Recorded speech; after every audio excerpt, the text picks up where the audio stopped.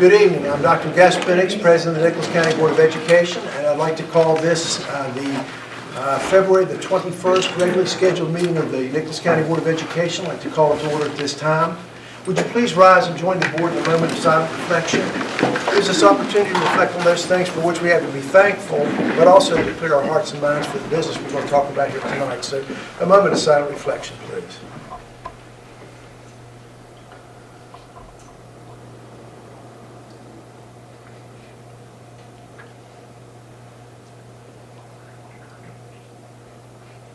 Thank you. Would you please join the board in saluting our country with the Pledge of Allegiance?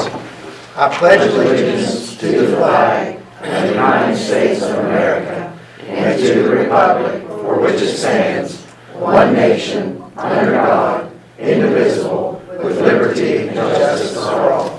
Thank you. You may be seated. Before we get started on the meeting this evening, we are seated as we are, and Mr. Moose is down on the floor, but I wanted to offer Mr. Moose the opportunity. We'd love to have you back at the board table with us, but he says he likes it there. Yes, sir. They don't like it. No. I've been invited numerous times to join them up there, and they've been very gracious, but I prefer here. I'm a spreader, as you can see. I got to spread my stuff out, and we got separated during COVID, and I got used to it, so I prefer here. They're not making me stay here. Make sure you know that. Not me, I moved back on up. We said we'd all move over to that end and he could have us. Quarter. Thank you. Item 3 on this evening's agenda is to approve the minutes of the meeting held on January the 24th and February the 7th, 2022. You received those electronically. I'll entertain a motion to approve those minutes. There's a correction. Okay. Correction, January 24th. It says that 5C was tabled. It should have been 5B, I believe.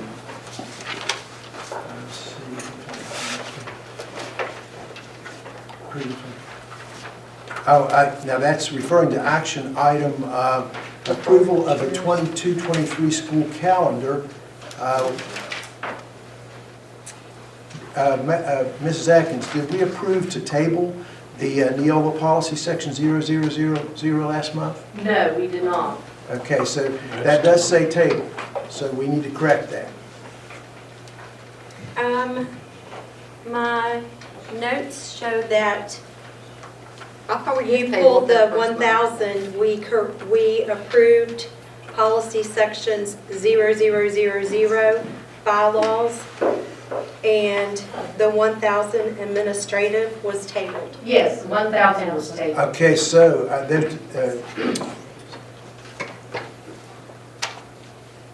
okay, approval of the 20-day comment for Neola policy section 0000 bylaws and 1,000 administrative tabled. So there were two separate items there, two separate sections, and we dealt with them differently. So it's correct what it's saying there. So I think it's okay because it says there we approved the one section and we tabled the 1,000. Any other corrections? Any other discussion in regard to the minutes for either meeting, January the 24th or February the 7th?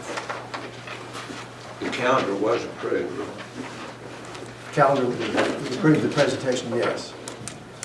February 7th, we approved a hiring, but we had it starting at the beginning of 2022. All the others were on February the 8th, the date after the meeting. Can we do that? Can we retroactively? Yes, we've done it several times. Okay. Any further question in regard to the minutes for January the 24th or February the 7th? The motion was made by Mr. Amick. Do I have a second on that? Second. Mrs. Kaufman seconds. Any further discussion in regard to the minutes for January the 24th and February the 7th? Hearing none, all those in favor of the motion signify by saying aye. Aye. Those opposed, like sign.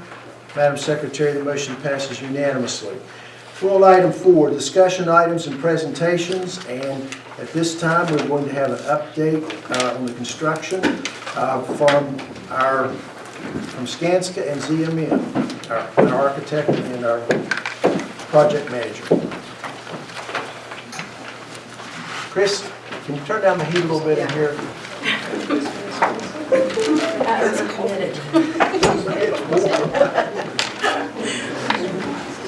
It was freezing earlier. Oh, Mike Hall's with us. Sorry. Good to have you, Mike. If you'd like, you can turn your chairs over and see the TVs, and they're going to go through a presentation here on where we are on construction. I'm appreciative of our team showing up. Of course, we do have Dave Ferguson from ZMM Architectures and Skanska. We have Mike Hall and Jason Pack. So they'll be able to give you a full update. Any questions you may have, they'll be able to answer them. All right. Thanks, board members, for allowing us to come before you again and give you a design and construction update. Just to give you an overview of what we're going to be discussing, Dave's going to give us an update on the design, where we stand right now with bidding, and also the design itself. And then I'll give you a brief construction update, basically stating everything that's been done since the last time you saw us whenever we were here. And then Mike's going to take us through some progress photos on site. And a lot of those you're going to see some snow and some mud because that was the conditions that we've had. But we still got a lot of work done. So Dave? And I might add also, Chris Hanshaw has a time lapse. He'll be able to show you as well of the construction. Okay, everybody hear me okay?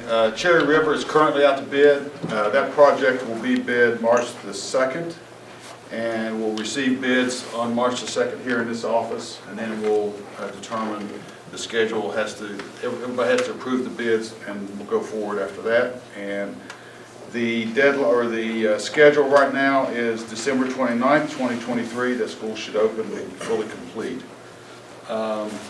Glade Creek, the design development is in process, and we are continuing to meet the deadline of April 25th. And the owner to fully occupy the building should be November 12th, 2024. We're on track to do all those. One thing I'll point out too is with that pre-bid that we had 6 general contractors there and several subcontractors and suppliers. It was pretty much a full house, so we had a good turnout there. I think a few of you were there. Mr. Moose, you were there. Dr. Prince.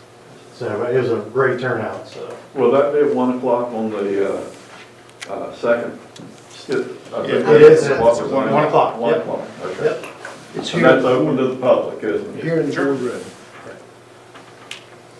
All right, so for a construction update on the current work at Glade Creek, the mass grading package. So this is since the end of December. They've cut and stocked topsoil, worked on diversion ditches and other erosion and sediment control measures. The job site trailers are fully set up now. They've issued the blasting notices. They've hammered rock at the detention pond and then hauled off some of those rock spoils. They've received deliveries of corrugated pipe, concrete pipe, the vaults, manhole materials, and their erosion and sediment control materials. And you know, one good thing about that is they really stayed on task with getting as much material as they can up front to avoid any lead time issues, because as we all know, right now that's a big issue for construction, is just getting materials on site. They've done a great job at staying on top of that. They placed bedding sand and set one of the vaults for the storm line. They hammered rock at that 48-inch storm line. That's that big concrete storm line. If you're driving into the site, you'll be able to see that. And then they laid that pipe from that vault to the first manhole. And then, Mike, I believe they've laid a bunch more today, trying to beat the rain for the rest of the week. So the blasting contractor set off a charge on the northwest side for witnessed by the fire marshal. And then we had our first real blast today. So that was pretty exciting day for construction. So Mike, I'll let you take us through. All right, this is actually potentially, well, the smallest topsoil pile you could see. Now it's probably the highest elevation on the property, so we've got a lot of topsoil. And they continue to move it on both sides, both the west and east side of the project. This is one of the diversion ditches. This will be on the north side of the property. Again, here we are moving more topsoil. We brought a drone in. I've actually got one now. One of my coworkers has one, so we're going to be taking these drone pictures periodically so we can get better overviews of the site. But this is that same topsoil pile as it began to grow. This is all of the stockpiled materials for that 48-inch concrete pipe. Actually, if you go out there now, all the black corrugated pipe is sitting in this area, and this pipe actually runs all the way up full length of the property, almost to the bottom of the hill. And they have actually started to lay this pipe down in where the two roads actually fork off of each other. This is actually looking back toward that same area. All the brush and debris were burned here. This is that same concrete storage pipe area. This is from the parking lot of the trailers, looking back toward the cemetery. Sits right up here, or excuse me, right there. But they're moving extremely fast now with a lot of these infrastructure items. As the report said, we had vault to F1, which is a manhole. F1 is a manhole. Well, they've now gone from F1 to F2, F2 to F3, now they're going from F3 to F4 in about a week. So they're moving very quickly. Every time you have to have a turn in 48-inch concrete pipe, you have to put in a cylindrical manhole to give it that turn. You can't just turn concrete pipe.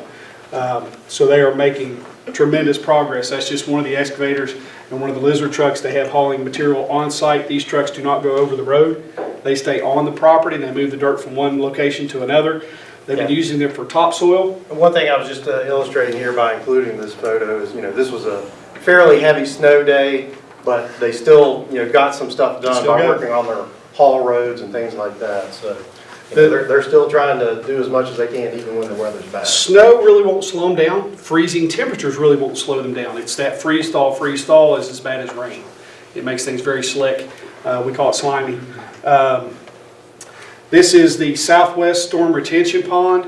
The northwest pond, which if you know the property, would have been where the cul-de-sac was, where the turnaround area was. That's the northwest pond. This is the southwest pond. This is directly across from the fence for Frito-Lay. They chose to hammer that rock out rather than blast it because it's so near to the gas line. They do still have seismic reading devices on property to check to make sure that the hammering is not causing any issues to the gas line. But that work is still ongoing. That's vault F0. Everything goes to that vault from the 48-inch concrete line. And from there, they have gone quite a way up into the property. We got stuck there. But this is looking back toward the area where they've actually started moving soils in the northwest side of the property. It took us a while to get Carson's truck out of that one. This is the storm line actually going back up out of the vault. So this is vault F0. We're moving up to what would be F1. And they've proceeded quite a ways up the road. I think that was it. That was it. But they're moving at a tremendous pace for the conditions that they've had. They have had some bad weather. Like I said, every time it snows, it's fine. Every time it freezes, it's okay. But that freeze thaw is as bad as a rainstorm. And they've tried to make up those days as best they can. They have had no weather day claims. They are still continuing to move forward. The weather delay policy is very stringent, so they understand that policy and when they're allowed to submit and what they're allowed to submit for. So they're moving at a pretty rapid pace. Rain's coming this week. So they're trying to get a lot of that pipe laid today. As a matter of fact, they were still working when I left, and they'll probably work till dark to make sure that they can get a little bit ahead of it. Mike, the site preparation for the Glade Creek site is to be completed, it's scheduled to be completed by May. Like you said, they haven't taken any days, so hopefully they'll be on schedule and we will have that done by May. The building pad. The building pad. Yes. The whole package, the rest of the area is I want to say in the fall. Yeah. Yeah. I think it's November. But the building pad will be ready by May. That's. Yeah, the idea is that pad gets done so that we can allow the other building contractor to come in and start doing their foundations. And the early site preparation at Cherry River is already completed. We're just ready. Now, we're going to let contracts, if according to the bids, March the 2nd, so construction can begin fairly soon after that, correct? Yep. Okay. Yeah, once all their, once we've accepted a bid and all their paperwork's in order, Approvals, they can start. we'll issue a notice to proceed after that, and they'll have to start today. We'll let Chris go ahead and show you time lapse, and they may have something they want to add to the conversation, he puts that in there. Everybody, if you go to our board website, and all the way across the top ribbon, you click on more, scroll to the bottom, and click, you can actually click on Glade Creek's site, and there's 3 cameras that you are able to see what's going on at any time. If you happen to be watching camera 3 today at about 1:50, you would have seen our explosion, Yeah. or our blast. I got a video, it's really cool. The Ridgewood area site, once we get under construction for that site, it's also in their bid package to have cameras installed in it on that site as well, and you'll be able to view it the exact same way. So yeah, that's from the grave, where the graveyard is. That's that side of the. Which you can see, it is cellular data at the moment, so it's a little bit. It's as good as we got up there right now. But yeah, you can go look at any of those. One of them is a pan tilt zoom one. You can look around the site with. It's a little bit slow because it is cellular, but.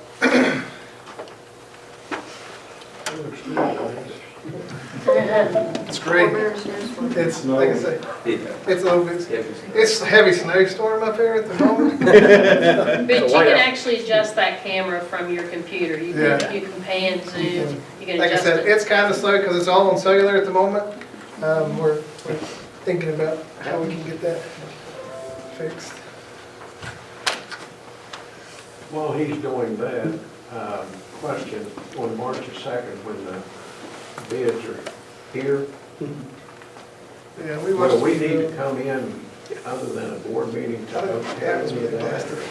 Well, you'll request for board approval later. What we do on March the 2nd, we accept the bids, and we take the bids after that, and we look at all the low bidders that were there, look at all their information, double check, make sure they have everything correct. They have to submit a subcontractor list within so many hours, and then they have to submit some bonds and that sort of thing within 72 hours. Wow, look at that. So that should be, that, once that happens, that happens over a couple of days. And then we'll come back to the board and ask for approval. Yeah, you really can't approve the bids right there that day because there's some stuff that's involved.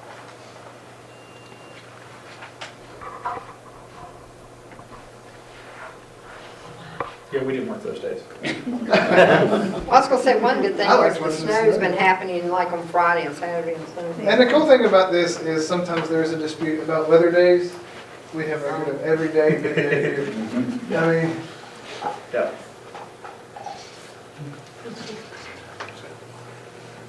Can we list this online so people can they're view pretty it? large files. They're like 300 or 400 meg files, So it'd so be hard. it would be hard to just put that online. A lot of people would get frustrated trying to. Yeah, Yeah, they would. yeah. I know blueprints were available here one time in this office. Can people still access those, or is there a site on, or is it also too much to put on? I was gonna say, I have them laid out in my office. Yeah, I keep them electronic on a files table. are pretty big. Yeah, Electronic it's- files are huge. I've got them laid out, so they're laying right inside my office door. They're right, There's one. keep them right on the table. Anybody can look at them and wants to, right? Okay, thank you. We have 3 cameras on site, so that's kind of where I did a test in the office. So this is where, if you notice one of these, the camera went bad, and so we missed like 3 weeks because I had to send the camera back to the company, and that'll be the next one that you see. Sorry if I'm a little bit away. Good detail on these. Oh, yeah, Blades and are great. the transformation here is amazing to watch. basically everything from here all the way back, just completely transform this side of the job trailers. I have to see what date they go up to too. I didn't have a whole lot of time to work with these, so it might not be quite caught up to today, and I've been a little tied up. So,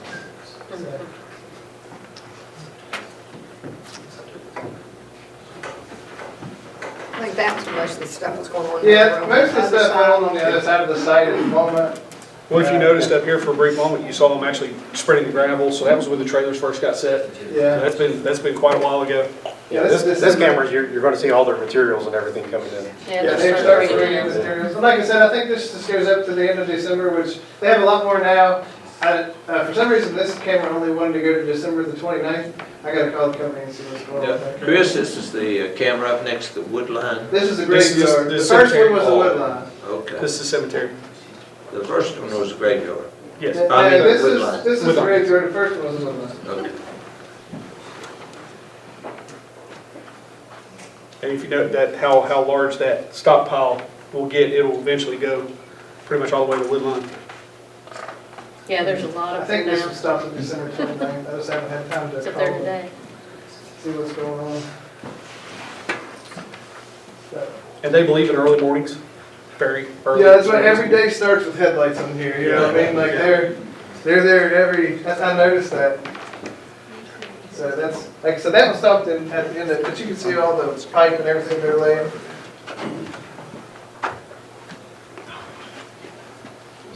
This is the camera that went bad for a little bit and I had to send off. But it's, you just see them tear up the road and.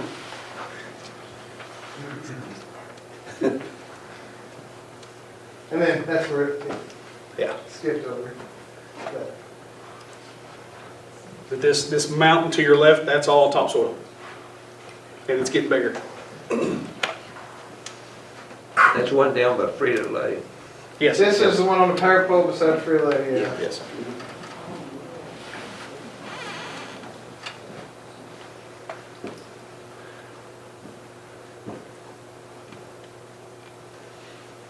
Now, right directly this direction, if you had the camera panned the other way, that's where that storm retention pond is, where they're actually hammering rock.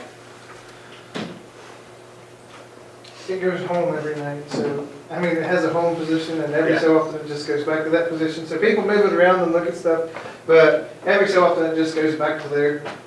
You can see the drilling rig out there running around a little bit. Yep.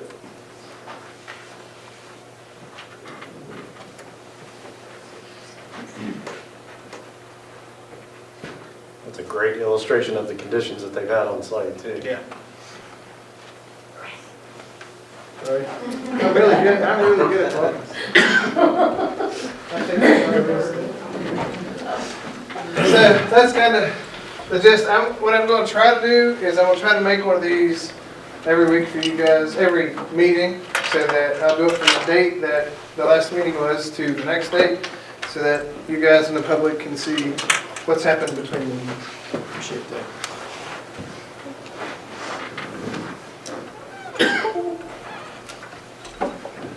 So, just in the process we have to go through in getting this done, I think the public needs to understand is clearly it's not just that, hey, we decided we'll do something, go do it. We have to go up through channels to the top, it has to come back down. Anything practically that we do as far as getting prepped for the construction or any bidding or anything like that, and it takes a period of time to go through all of the channels when we go from us to the next level, which would be SBA, then to DSHM, and then to the governor's office, and then on up to FEMA. Then it has to come back down through those steps again. And I probably missed one of the steps in there, I think. Well, that doesn't include the other agencies that, if you're doing, whenever we were going through the EHP process, and you had to go through fish and wildlife and historic preservation and all these other agencies. And it would be great if things went up and then came back to the beginning point, but they don't do that. They go up and then they come all the way back down. So everyone puts their hands back on it again. So, yeah, it's just like, yeah. It's a timely process, Very but we thank you all for the work that you're doing and appreciate you all sharing with us this evening where we are. Any further questions for the contractors, or for the architect and project manager. They seem happy. All right, great. We like it. Thank you all. Thank you. Item B, under discussion items, recognition of the county spelling bee winner, and I think that will be Dr. Lee and Dr. Teacher. If the board members can come up front.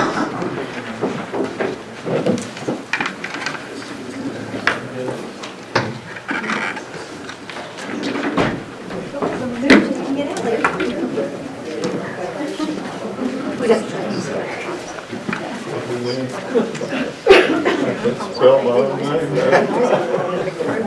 Where's my picture taker? Right here. Okay, there you are, okay.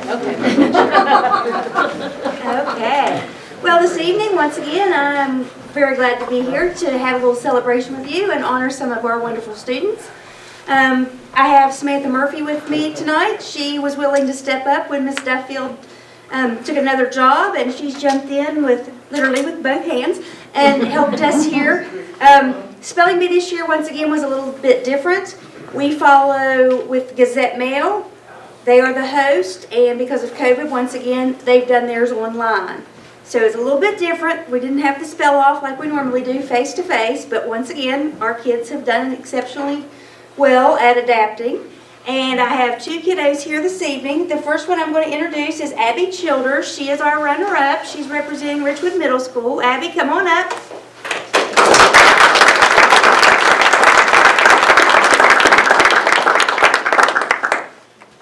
Okay, we're here. Congratulations.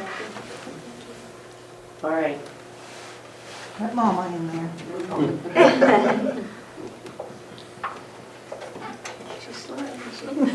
If you can come over in front of the Yeah, board. and then we'll get one of the full board here. Okay, yep, can you go ahead and get a picture of her with the... Camera. You ready? 1, 2, 3. I'm gonna take a couple. Okay. Congratulations. And go ahead and stay. Yes, Our next one is going to look a little familiar to you because I've done this 2 other times. This is the 3rd year in a row. But I am very glad to announce to you that Madeline Feinstein, who is representing Summersville Middle this year, is our champion. Come on up.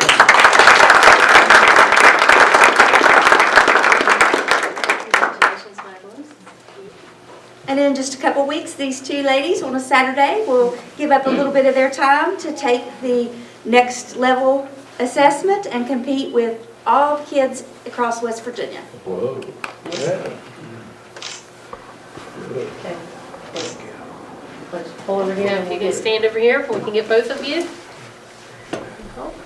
Congratulations. Okay. See everybody ready? 1, 2, 3. And we'll take several.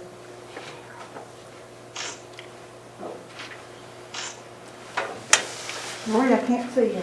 There you go.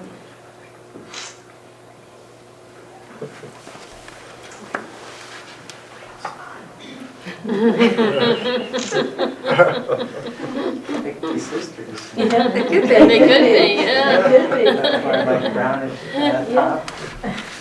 She has those same pants. Congratulations. Congratulations, ladies.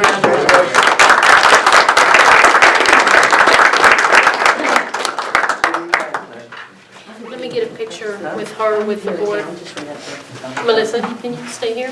Get a picture of you back with? No, no. I'm just the, I'm the board. Are you 7th grade or 8th grade? 8th grade.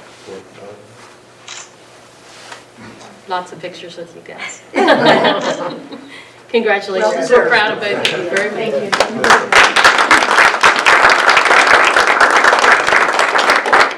And if I can ask you guys to stand here also.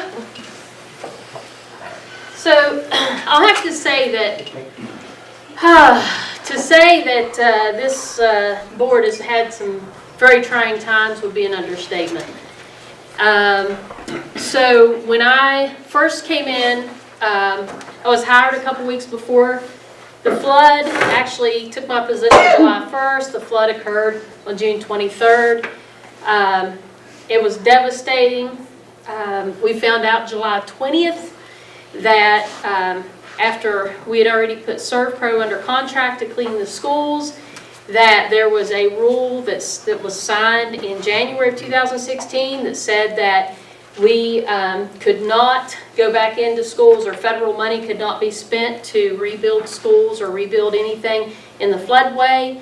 July 20th, at our kickoff meeting, we quickly discovered that we had 2 of our schools in the floodway, and we were not going to be able to return to those facilities.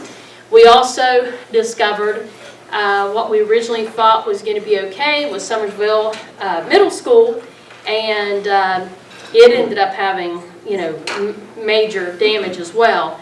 So I didn't know what to do, being new to the county. I thought it was important to get these kids into school as quickly as we could. I have a Board of Education behind me saying, we hired you, you got to make this happen. We need these kids in these schools, we need them, feed them, educate them. So what we did in Nicholas County, with limited resources, we had people step up. We had a couple of folks step up. And one person was Mayor Schaefer. He stepped up. He went in, he cleared the calendar at the convention center. It was shocking of how much he cared. He went to his city council. They were supportive. They said, let's make this happen. And he, it caused some problems. It caused some problems for the convention center because you had to cancel a lot of events. But you made our kids a priority, and I'm appreciative of that. And you went even beyond making them a priority of letting them go in and actually, they were in just terrible conditions with curtains. I mean, it was noisy. The state superintendent came up many times and was appreciative and praised how well our teachers worked under these situations and how well our students worked. And at that time, he also said, hey, it's hard. Our community uses the old main gym, but if you need it, it's yours. So again, he stepped up, said old main gym, and we've continued to use that, and I'm extremely appreciative. All in the same time frame, we continued to search, and I really didn't know what to do. We had some people make suggestions of putting army tents in Richwood to put our kids in, and which was crazy. And of course I said no, but what were we going to do? Desperate. I contacted Meg Hickey. She contacted her Camden Clinic Board, and they stepped up. They had plans for their facility. They had plans to do lots of different things for their facility. But we've needed it for an extended amount of time, far more than we ever thought we would need it. But they've been gracious enough to continue to let us use it. And I'm appreciative. This board is appreciative. Camden has been, been wonderful. I know there was some rumors that Camden and Big Pharma was making decisions for us, which was insane. It's some crazy statements. They don't charge us anything. They've been good. They've been good to us. They've been good to our kids, and they continue to be. So I just felt that, it was time to recognize these individuals who have stepped up, and they have done so much for our students and for our Board of Education. And so I ask you guys to come tonight so I could recognize and tell you how grateful I am, and this board to tell you how grateful they are for what you've done for us. Mayor Robert Schaefer.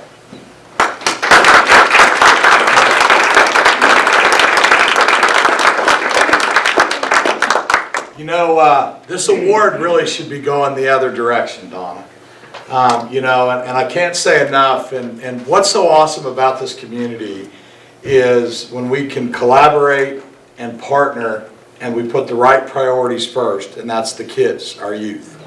And I can't say enough about what you all have endured, the challenges you faced, and the outcomes that we're going to have. And it really, I take this on behalf of the citizens that I represent, but really this should be going the other way, thanking you especially for your exceptional drive and determination for our children. And then, of course, the Board of Education for what you do standing behind the superintendent to take care of our county. On behalf of the city council, the citizens that I represent, I know we're awful proud of what our future is going to be. First class, second to none, right here in Nicholas County. And I think in a collaborative way, it goes along with everything else that we're making happen in our community. And so for that, I thank you all. Thank you.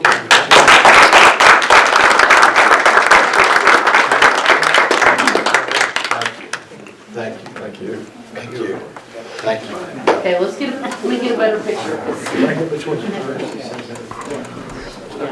Okay, ready? 1, 2, 3. Are you going to?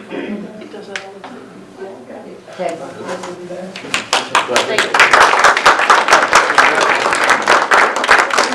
Congratulations. Gary That's Whitney, awesome. City Recorder. I'd like for you to come up. And again, we're very grateful. Very grateful. I don't know why this always happens, but I always go behind him, and it's awful. He's a very eloquent speaker, and you can see that he takes all the good stuff. I appreciate that.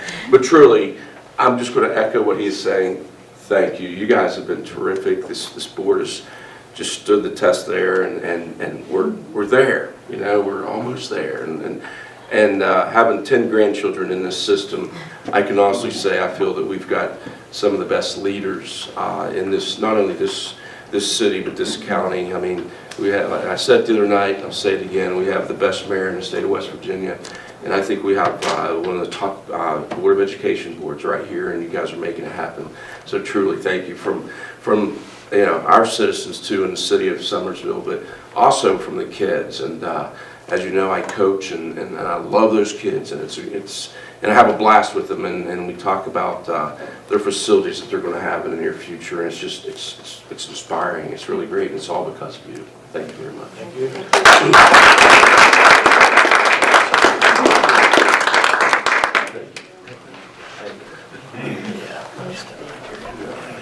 Ready? Okay, 1, 2, 3. Oh, wait a minute. Camera's being wonky. Okay. Thank you. Thank you. Thank you. Thank you.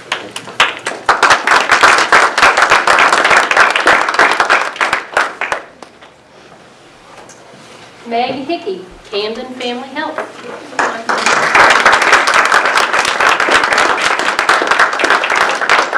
And again, Meg has been phenomenal to work with. She's always out there. I'm appreciative. I call her weekends, evenings, and she's there. And I greatly appreciate what you do. Oh, and we thank you. And we really enjoyed helping out and trying to make it through all this really hard time and getting the new schools built.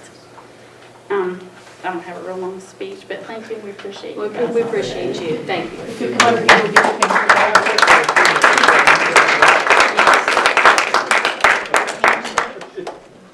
Okay, 1, 2, 3. Okay. Thanks, man. Thank you. You're awesome. But another And reminder Mr. now. James Gamble, we're president.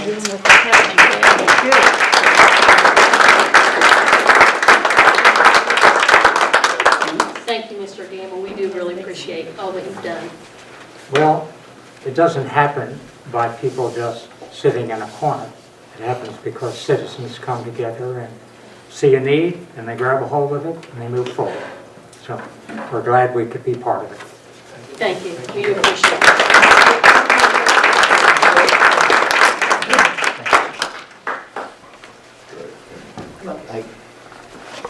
Okay, ready? 1, 2, 3. Okay. Thank you again. Thank you.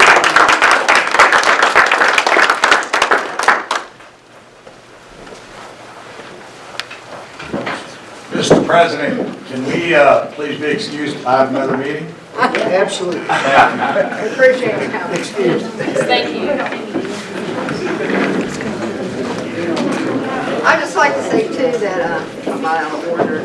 I serve on the Brighton Rises Board with Jim Gamble, and He's a very pleasant man. I really appreciate being on that work with you.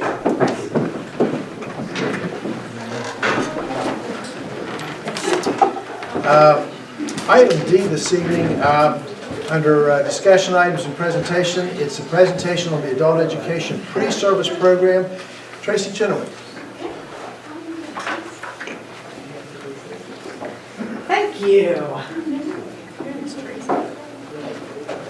All right, I want to hand out a packet here that we're going to go over, if you will.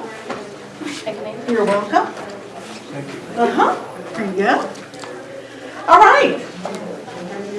So I want to talk a little bit about our service personnel. Our service personnel are so important to our school system. We have a lot of classifications, a lot of categories of job opportunities for our service personnel. That includes our cooks, our bus drivers, our maintenance, our custodial, and the list goes on and on. Starting on July 1st of this year, they moved the testing platform to an online platform. So it used to be anytime somebody wanted to apply for a service personnel job, of course they had to test in their category to see if they qualified for employment. And each county did it a little bit different. So effective July 1st this past year, the West Virginia Department of Ed put all that testing online, which is wonderful because now it's all kind of together and categories as the same, and the testing platform is nice and everything is kind of streamlined. Well, what we have found is we have some folks who may want to find employment or seek employment for a county school system, including Nicholas County, and they may have been out of the workforce for a while. They may have been taking care of children, or they may have had to take care of adults, or they may have just decided not to work for a while, whatever the reason may be. And as they're coming back in to take or secure some of these testing for these positions that are open, they're not doing well. It's a difficult test. It's a little bit different. Some of the challenges could be that it's technology-based. It's online. It's just different. So under the direction of Dr. Tetrick, we have partnered, of course, with the West Virginia Adult Basic Ed, or Adult Education, and we are offering as a pilot, we're the first in the state actually, Nicholas County will be the first, we are piloting a pre-service training for service personnel. And I wanted to tell you a little bit about how that works. So if an individual wants to apply for a position, and they may be a little shaky on their skill sets, or technology might trip them up just a little bit, and that's okay, it happens to all of us. They have an opportunity to go through a course that is specifically designed for them. It is self-paced, and it's specific to the course or the classification and job that they want to apply for. So let's take, for example, Sherry Mao back there. She might have need of some substitute cooks, or she may have openings for cooks for full-time. And we might have a pool of individuals who want to apply for that job and either become on the sub list or they want to become cooks right now. We might have opening positions. But they're a little shaky on some skill sets. The courses that we have developed and the training that we are going to provide is absolutely free to those individuals. And they can go through the course and prep and have an opportunity to train ahead of time, kind of go through and spruce up a little bit on some technology or some other areas of deficit that they might have in an effort to do better on the actual testing. So the testing is on the platform for Nocti now. It's a nationally credentialed testing platform. It's the same one that we use for our career technical education completers. And so that testing platform is a nationwide credential, which is fantastic. And it allows our folks an opportunity via this courseware to do better. It actually is going to allow them to practice the test, to kind of know what is on the test. And I don't mean by knowing the questions, I mean by knowing what the categories for the test are going to be. So there might be a certain percentage that has to do with one topic and another percentage on another. They'll know all of that ahead of time via what's called a blueprint. So the idea behind this training program is it allows them an opportunity to fine-tune their skills at their pace, individualized to them, individualized to their category, so that they can do a much better job and be more successful at the test. Yeah, it's kind of cool. Is there any questions?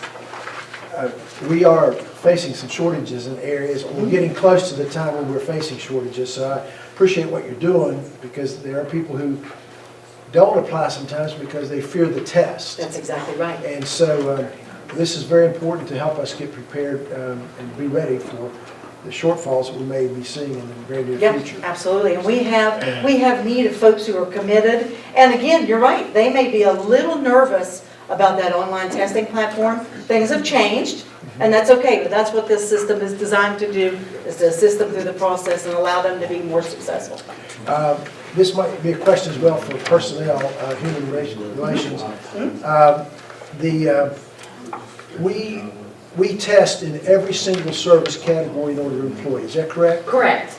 Okay, and so there are multiple areas that, as you said earlier, cook, Custodian, secretarial, but yeah, bus drivers are not a part of this. Their testing criteria is a little bit different, but anything service personnel with the exception of bus drivers. Okay. Correct, and this is particularly important for our candidates who apply for clerk or secretary jobs, because actually they have to take two tests. They have to take the clerk or secretary's test plus the accounting test, which can be very difficult. It can be. Does it branch out into the areas of maintenance? Absolutely. Yeah, and I'm glad you asked that question, because it's not just an online test that they're practicing or getting ready for. There is a hands-on practical application test that also allows them an opportunity to practice ahead of time.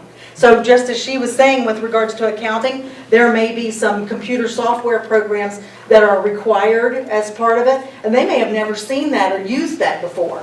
This gives them an opportunity through these courses and through this coursework to go through that and learn that in an effort to pass those tests. So it's providing opportunities for them, free education at no cost to them, and all in an effort to make them more successful. Tracy,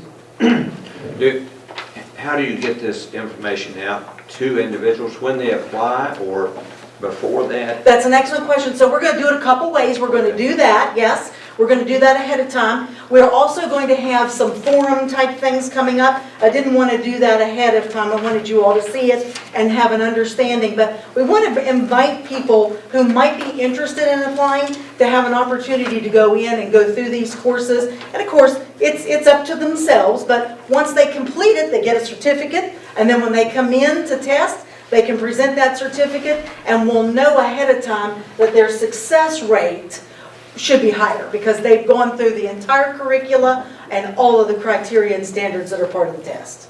So is this free of charge to them? Absolutely free of charge. It's a partnership with the West Virginia Department of Education, and more specifically our local ABE, which is located at our Friends Are Fun.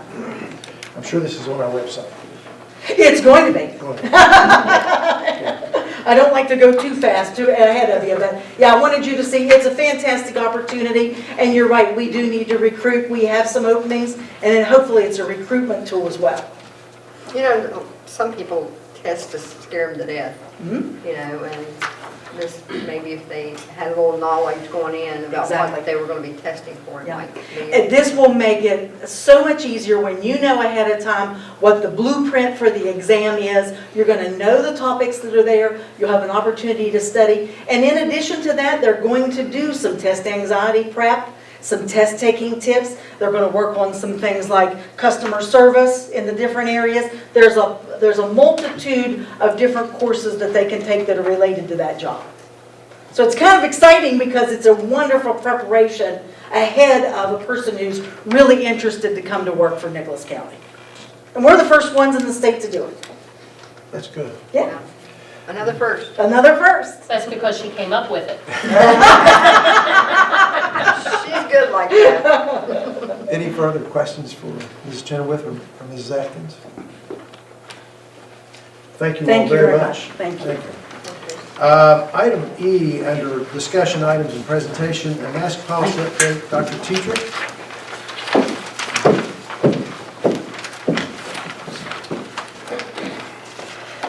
know, hopefully you've been noticing around the state some changes as far as masking policies. Nicholas County has never had a full mask policy implementation. We've had a provisional masking policy based on the weekly reporting of COVID cases as reflected on the state map. And students, and anytime the state map was red or orange, of course, the students had to wear a mask on the buses. If a student, or if we had a population of 10% or higher who are either positive for COVID or have been quarantined for a particular school, every Friday that was evaluated, and schools, individual schools, were notified of masking mandates for that week. That has worked pretty well for Nicholas County. Not everybody loves it. Not everybody hated it, so it's kind of been a balancing act to try to give parents a choice, because that's something that's been very important to this board. So after watching the positivity rate being reduced throughout the state, and counties dropping their, some counties have had full masking policies since day one of school, and they've completely dropped. So what I'm doing, the board empowered me previously to make the provisional masking requirements. So tonight I'm advising the board that I'm moving away, starting effective immediately, to eliminate the provisional masking requirements and have it to be solely parent choice. And in that, also, we've had, our students have missed too much time from quarantining.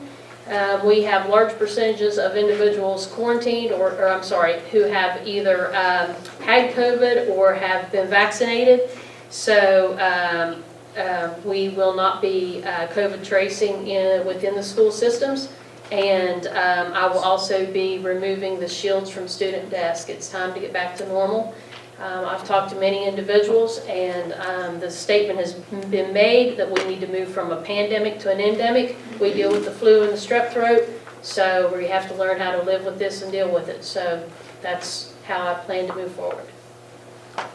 And you will continue to monitor it? We will continue to monitor it. If there seems to be some type of change, severe spike, something happens, of course, then, that will be reflected. But at this point, many boards around this state have already completely dropped and done exactly as I'm stating. Has the state dropped the color coded map? No. It's still up there? It's still up there. You just don't see it? Well, we're not in the red or orange. We've already declined. We've moved beyond that, and our students have missed out on so many educational opportunities due to quarantining. It's frustrating, the kids having to look through those shields on their tables, wearing the mask. I mean, I have my own opinions about masking, so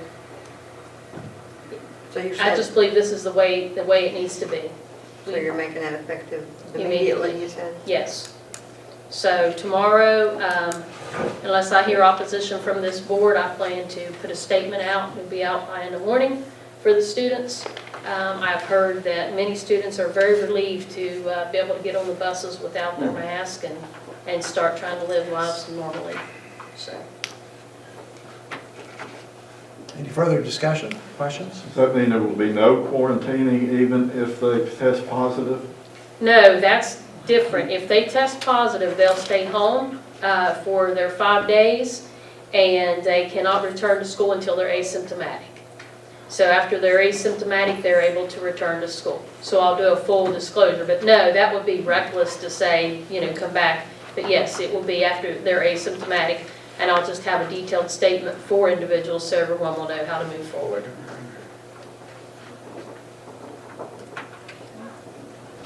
Any further discussion?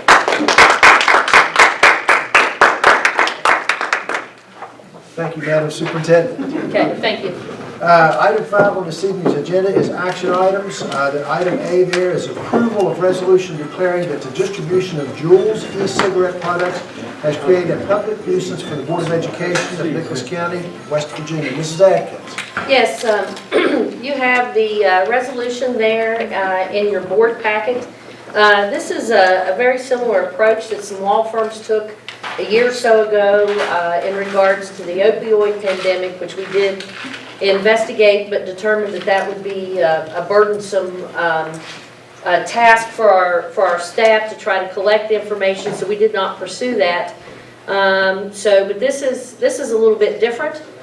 We can easily quantify the number of students that are using these, that have resulted in student discipline. We can quantify the amount of money that we have spent on installing vape detectors and that sort of thing. So I think this is something the board should consider. It will be zero cost to this board unless, of course, we win. So.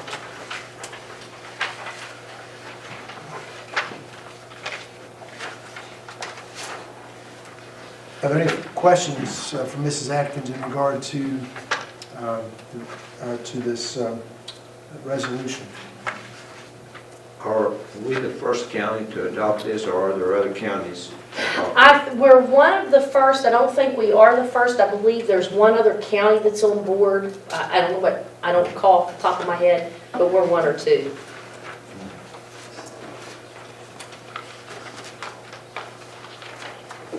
You know, it was really surprising to me that those kids can get like marijuana and those things, and they can just buy it over the internet.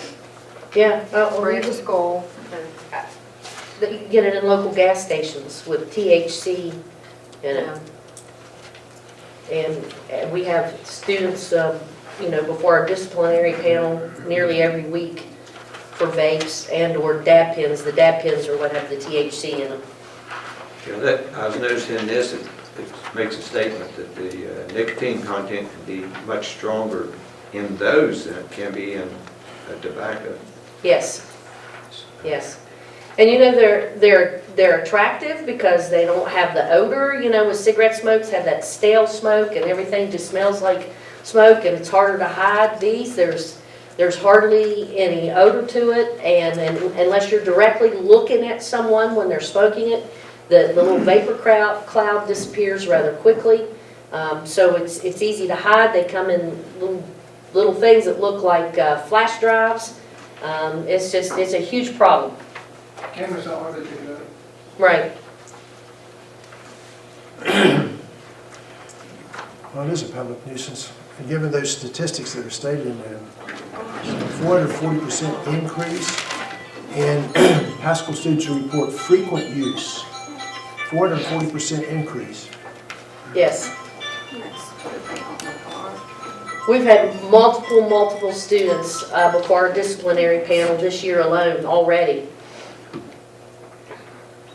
Okay.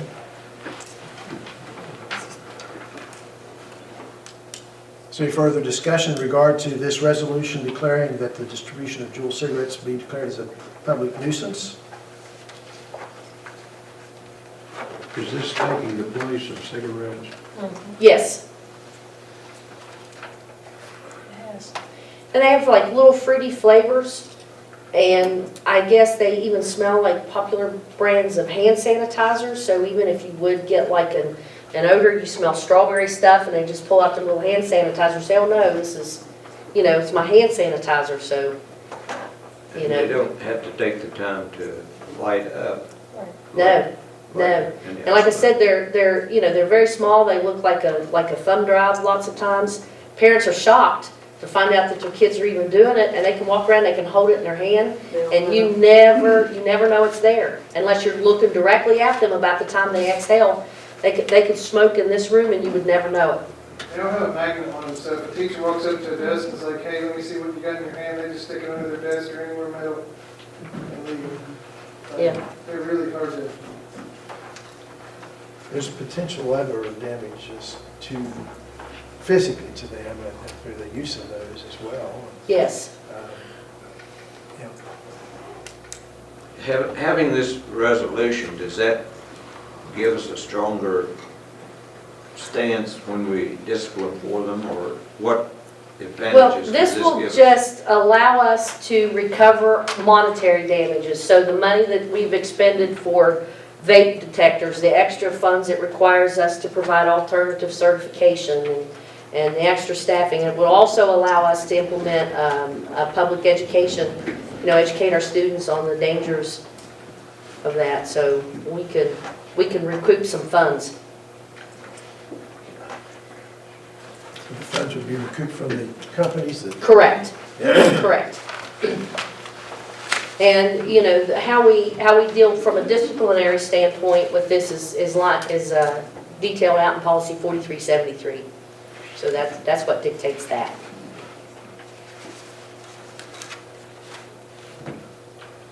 I know a lot of times I think they do that in the bathrooms. They do. And of course, you can't have cameras in the bathrooms, Mhm. so.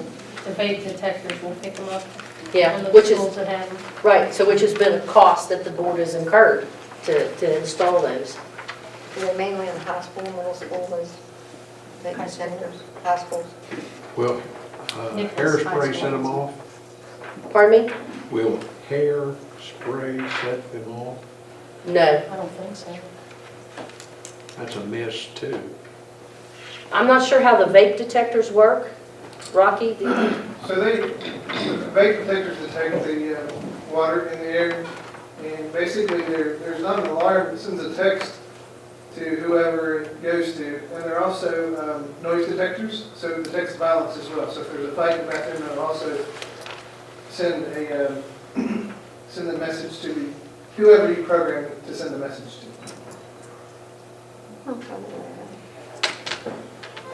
Like the THC is odorless, like regular marijuana has an odor to it, but the pens that have the THC in them, it's odorless, but those detectors will pick it up immediately and send a text. It basically measures the humidity of the air and gives up Check hairspray and see if it will. It comes in different flavors or smells. Nobody uses that stuff anymore, Fred. Nobody uses that stuff anymore. My kids heard a song that had You'd be the word surprised. fight rang out the other day, and they asked me what it was. Yeah, I don't think hairspray has a lot of water in it, because water, I use a lot of hairspray, but water makes your hair fall, so I think it's probably a different, We'll ask, but we can ask. I haven't heard anyone say that. Tell Libby you wear hairspray. I wear hairspray. This is not entering into legal action. This is just, we're putting together a resolution stating the effects of this on our kids. Therefore, then we can go back to collect. Well, we will be part of a class action lawsuit. If you adopt this, we will be part of a class action lawsuit to take action, take legal action. But there will be no cost to this board unless we recoup funds, and so whatever cost to the board will be out of the funds that we recoup. Any further questions in regard to the resolution?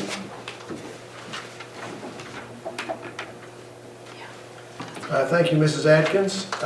Item B, approval of a 20-day comment period. I think Mrs. Atkins sent out an email today. She'd like to table this Correct. because you haven't received it back from Neola yet. Correct. So we'll table item B, which is approval of 20-day comment for Neola policy, section 2000. The only action item then is action item A. Is there a motion to approve action item A as presented? Mrs. Kaufman moves. Is there a second to the motion? Mr. Berry seconds. Any further discussion in regard to action item A? Hearing none, all those in favor of the motion signify by saying aye. Aye. Those opposed, like sign. Madam Secretary, the motion passes unanimously. At this time, consent items, finance, Mr. Hess.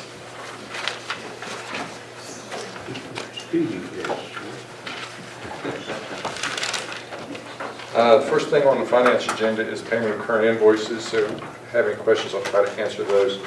Also, I will have a couple that we just printed that I'd like to hand out as well.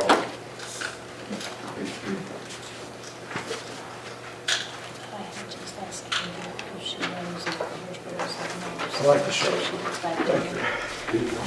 Reflects good taste.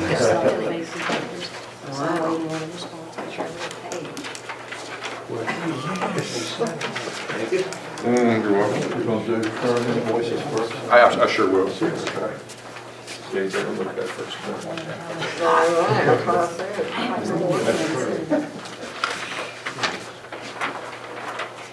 That's what I said. And hand mine out first.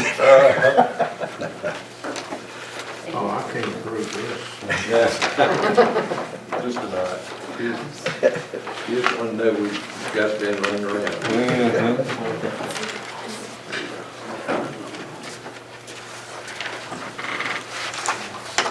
We printed those Friday and today. Do you have any other questions on payment of current invoices? I have a question for Rocky. The buses that were in accidents, were they both totaled? Number 6 was totaled and 127 was totaled, yes. And we've gotten the money for both of them, I believe. So it wasn't near Not what near one what- cost? yeah. Okay. Pretty huge losses. Mhm. Not quite fair, is it? This is the way it is.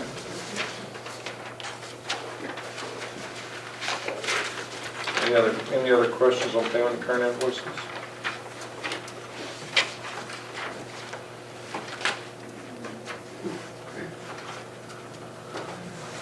Item B is supplements and transfers. If you have any questions on those, I'd be happy to try to answer those as well. I think part of the treasurer's report got stuck in the bottom of that. You got stuck in the middle of it? Here's budget supplements and transfers. Yeah. Just a couple pages got it put in there from the treasurer's report. No. So that's okay. My divider must have divided in the wrong spot. My little machine here doesn't like that for some reason. It just keeps blinking. Oh, does it? Yeah. I thought it was my signal at the house, but I'll reopen them and see what.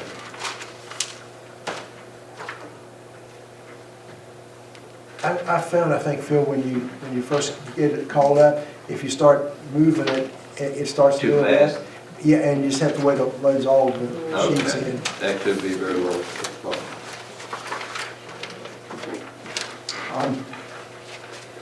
No. What are we on? Supplements and transfers, if you have any questions. Okay. Number 2. Yes. Got it. And then treasurer's report is next for the month of January. Yeah, on supplements and transfers, page 1, 2, 3, 4, capital projects funds, it lists state sources, federal sources, and beginning fund balance. Are all those FEMA sources, 169 million? Let me find where you're looking. That's part of the treasurer's report that's at Oh, the yeah, bottom. yes. You're looking at, on the treasurer. Transfers and supplements. It's in the transfers and supplements. He got moved over by accident. Yeah, yes, that under the capital projects fund, the federal sources are the FEMA portion, which represents 90% of our total allocation of $151 million currently budgeted. And then state sources of $16,789,000.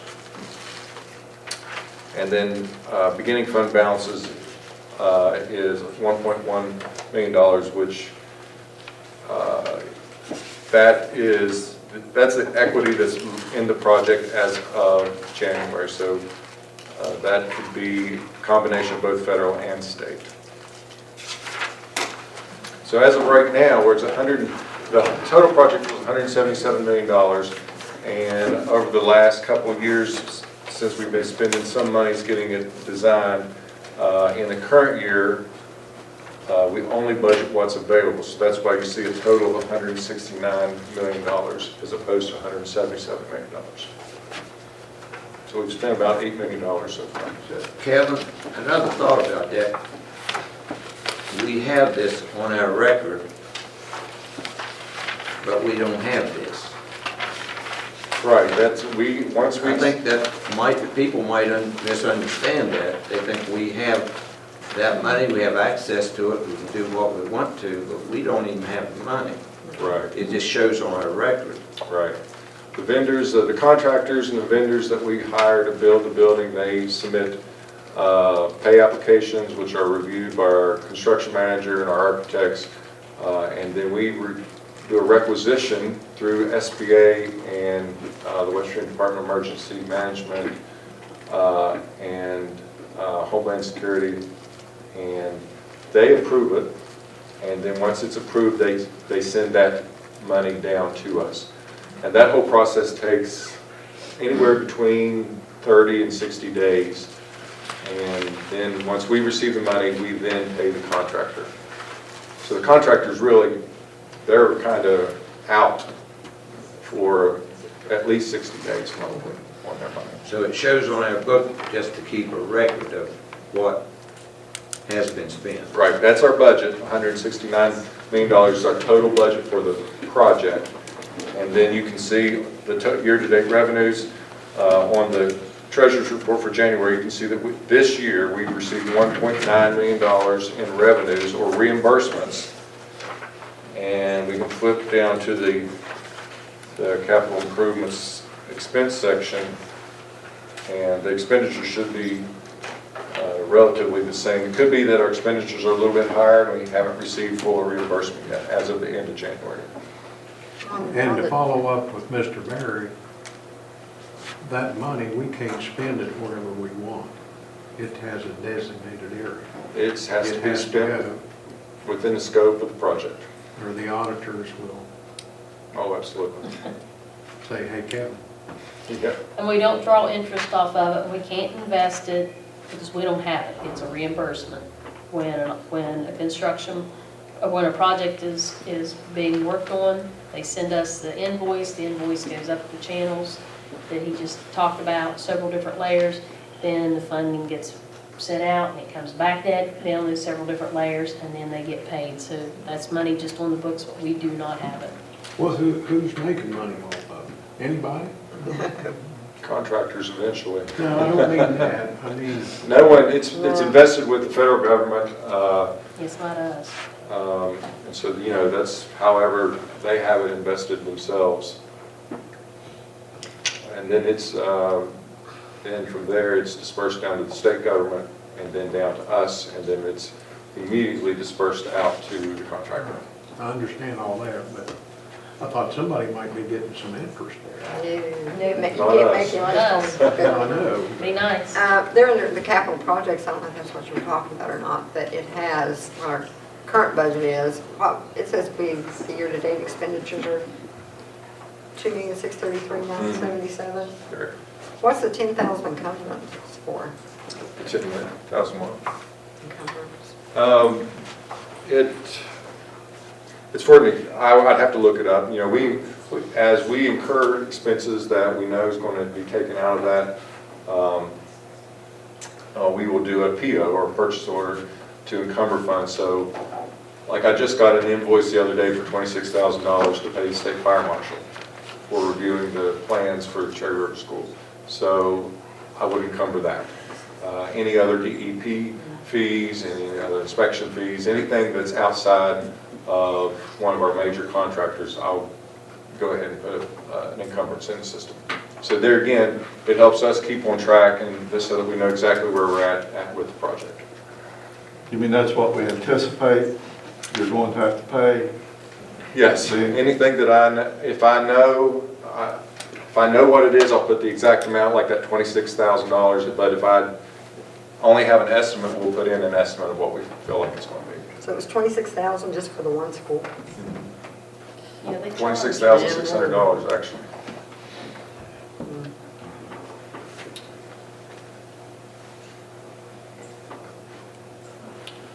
Any other questions on the treasurer's report?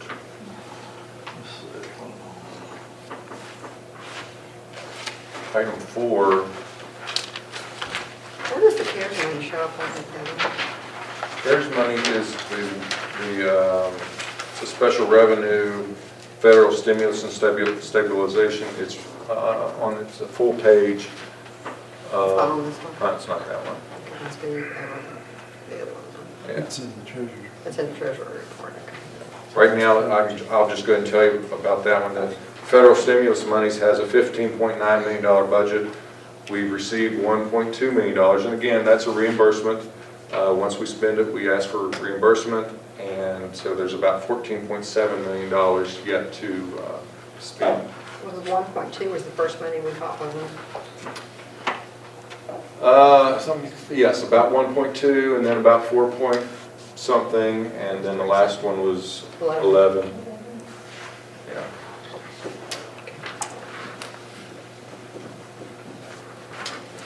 Okay. So in item 4 are contracts. I just have one contract, which is the Star Welding, which is a separate attachment in your email. And it's just an oxygen tank rental. Item 5 is surplus property, some miscellaneous equipment that we'd like to ask the board to declare surplus. And then item 6 is the approval of an independent CPA firm to perform the auditing of financial statements for FY 22, 23, and 24. And this is something that we do every 3 years. It has to be done before May 1st of the year that we select an auditor. So basically, it's permission to have an independent CPA firm audit our financial records. You did that out, didn't you? We do, and it's a lengthy process. State auditor has a list of qualified CPA firms that will interview. So you haven't interviewed yet? We have not. Okay. This is first step in that, and then we'll start that process later this year. And then once you pick one, you have to send it in, and you have to retain it. Yeah, you guys we'll select one, and we'll bring it to you guys for approval, then we'll send it to the state auditor, they'll approve it, and we'll get a contract signed. Is there a limit over which you must put things out for bid? You mean as far as individual items that the board would bid out? We bid, yes. Anything less than $5,000, we do not have to bid out. From $5,000 to $10,000, we have to get verbal quotes. From $10,000 to $25,000, we have to get written quotes. And then over $25,000, it's a sealed bid situation. Are we able to sell these old computers? I know at one time we couldn't give them away. We had to pay people to take them. We actually have someone to take them right now, and they do pay us a fraction of cents on 100 pounds or something. It's Close like to a that. dollar machine. Yes. But, I mean, before we would have these things, and they pick them up all year round, which is we have no storage anymore since the maintenance building burned down, basically. We have a cargo trailer in the back, we put our surplus there when it gets full. We just call a recycling company that comes and picks up our stuff, and they just pay us like a dollar machine. But before that, we would have to hold it all until August, till our auction.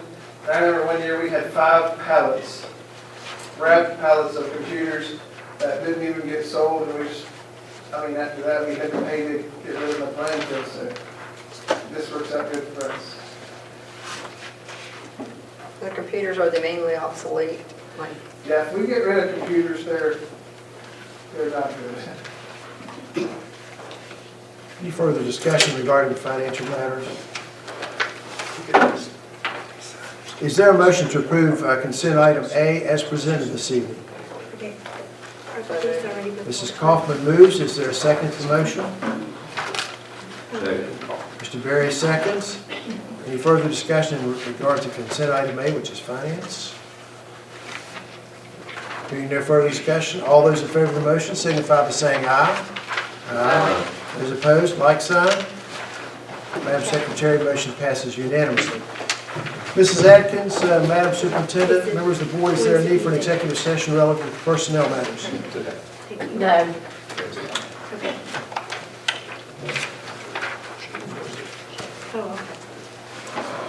Mrs. Atkins.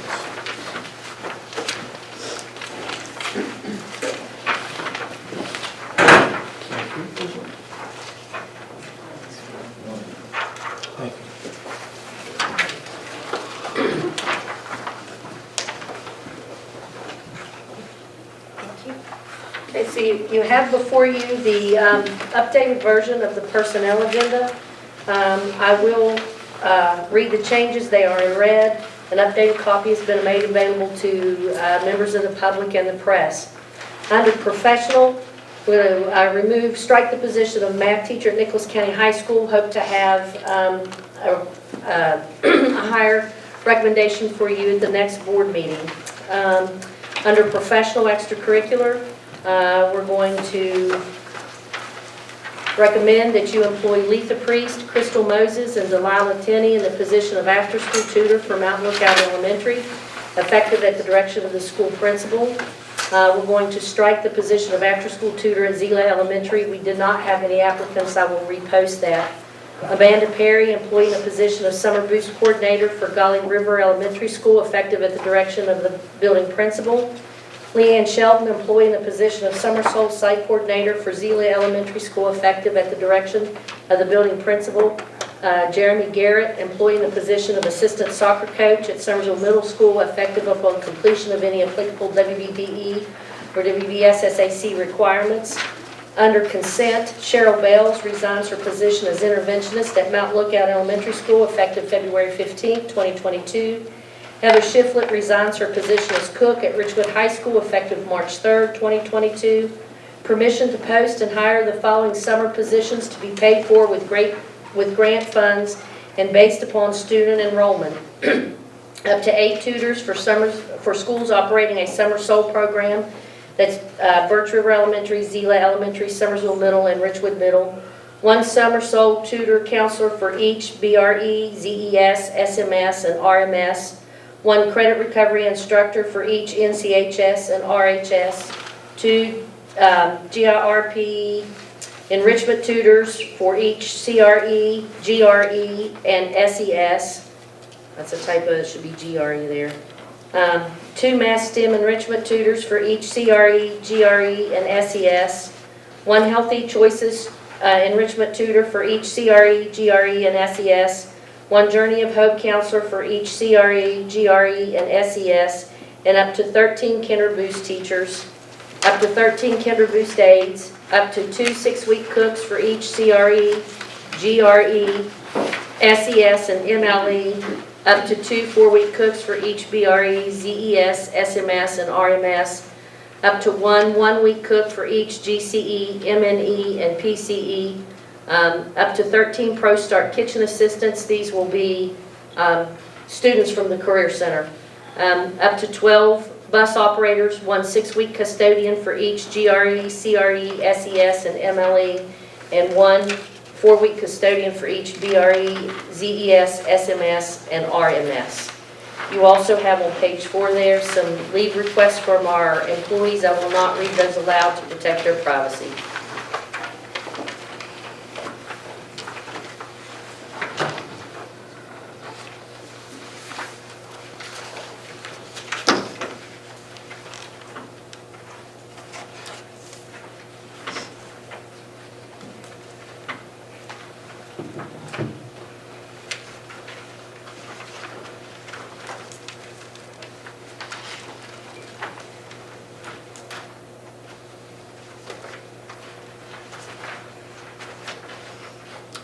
Are there any questions for Mrs. Atkins in regard to the personnel list that she's presented to us this evening? Are we 12 short on buses, or is that for summer programming? That's summer programming. All of those permission to post and hires for summer school.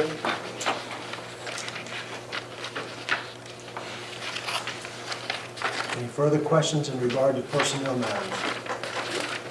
The personnel agenda that Mrs. Atkins has presented.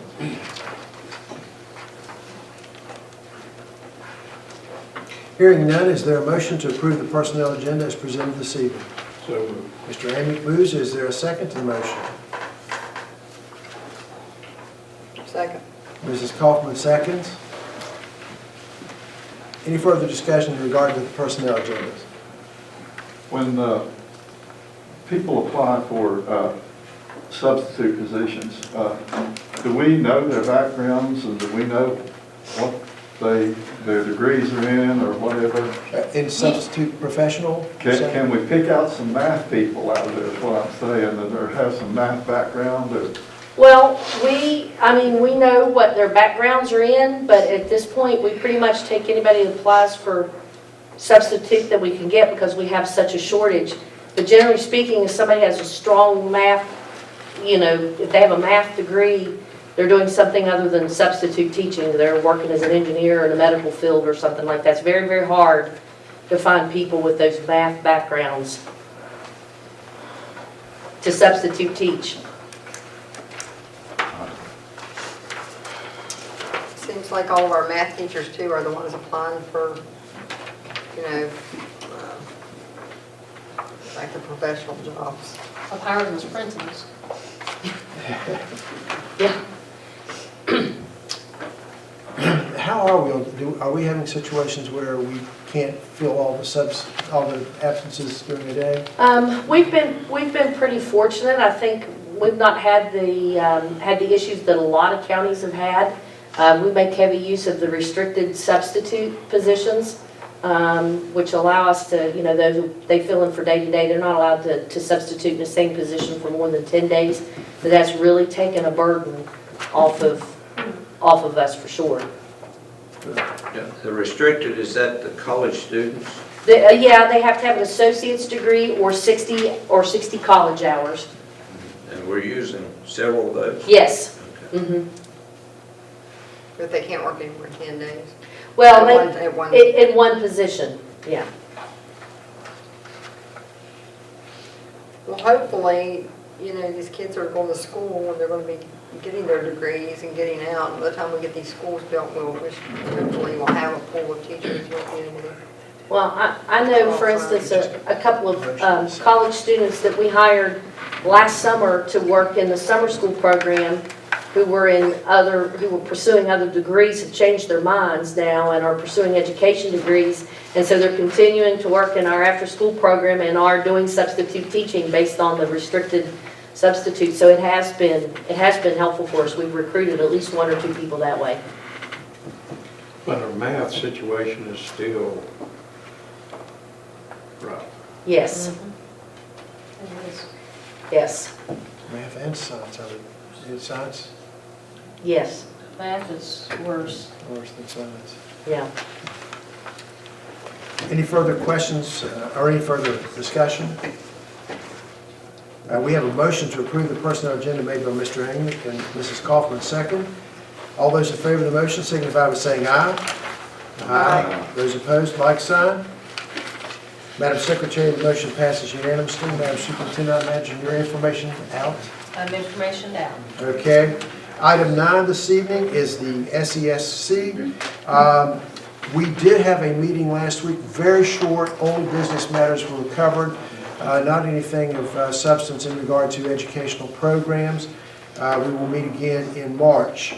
And I do want to share with you, we had the West Virginia School Boards Association meeting this past weekend. Mr. Moose and I both attended, and we had some, I thought, some good presentations during that meeting.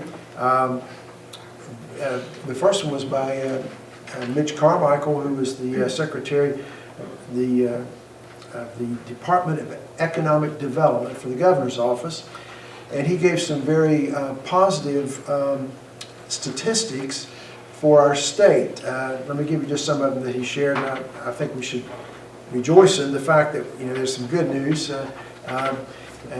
West Virginia has a 40-year low unemployment rate, and we're at 4%, and that's below the national average. It's good. And in FY21, West Virginia saw a historic revenue surplus of $413 million, and it is expected to be over $700 million in FY22. The state's rainy day fund exceeds $1 billion, which is great, about 22% of our state budget, and it's one of the highest in the country, the rainy day fund. Pension funds are now solidly funded. All of the retirees, they're solidly funded now, according to this report. And And he said tourism is breaking all records for visits and revenue. So it looks good that West Virginia is poised for greater economic development in the next few years. So it remains to be seen in what areas and how that will occur, but there's some positive information. The second thing I would tell you about is in the General Assembly of the West Virginia School Boards Association. The association voted to disaffiliate with the National School Boards Association. So we, as of June 30th, we will no longer be a part of the National School Boards Association. And I'll read a statement here from our current executive director. At its FY23 annual business meeting, the West Virginia School Board Association voted to disassociate with the National School Boards Association, NSBA, for the year beginning July 1 of 2022. The vote of delegates at West Virginia School Board's annual business meeting was unanimous. The delegate assembly vote, which binds the association to its actions, stems from communications forwarded to the Department of Justice on September the 29th, 2021, wherein National School Board Association requested federal assistance to stop threats and acts of violence against public school children, public school board members, and other public school district officers and educators. That's a quote. The resulting communication, which garnered considerable criticism, that communication from the NSBA, garnered considerable criticism and was not vetted prior to release by the NSBA Federation member, executive director, or other Federation officials from across the nation. For those reasons, state board associations found themselves unable to support this action.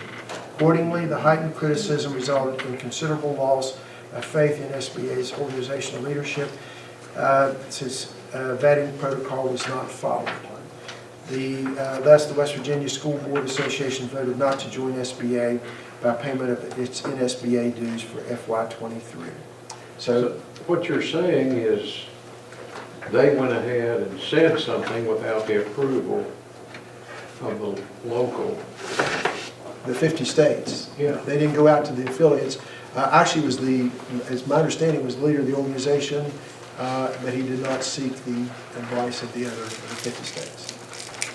Is that an ego problem? Or? I don't know. But anyway, I want to share that with you. So we will disaffiliate from the NSBA. The third thing is from the School Boards Association, the executive committee finalized procedures for seeking a replacement for Dr. O'Call, who is retiring as executive director of the association. He's been there 44 years and has provided excellent leadership over that time. Very smart man. But the goal of the executive committee is to have the new executive director employed by mid-May, and he will work with Dr. O'Call through July and August to get his feet wet, so to speak. And I will be I'm the incoming president of the organization as of July 1st, and so I'm going to be spending a lot of time with the new director, so getting that organization.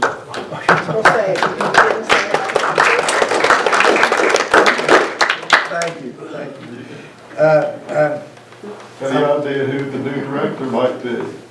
I actually have no idea. We're going to post pretty wide, country, state, nationwide, in order to seek out somebody.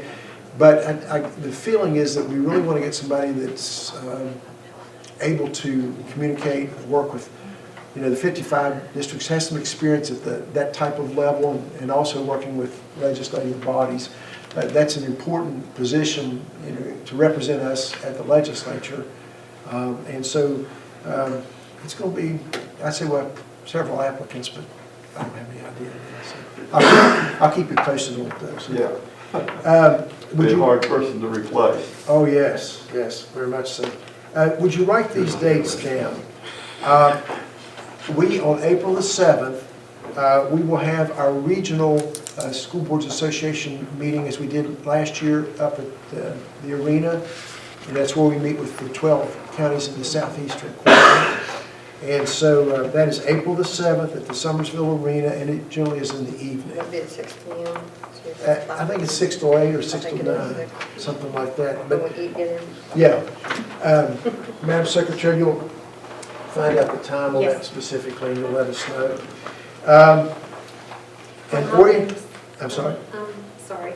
Go ahead. Will that be a meeting that needs to be noticed? I'm going to ask you to check with School Boards Association. I don't think we noticed it last year. I mean, I don't think we had to. Okay.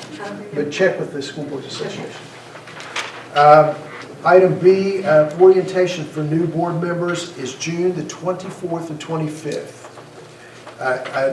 New or re-elected board members. The training is June the 24th, 25th, and that's at Canaan Valley Resort.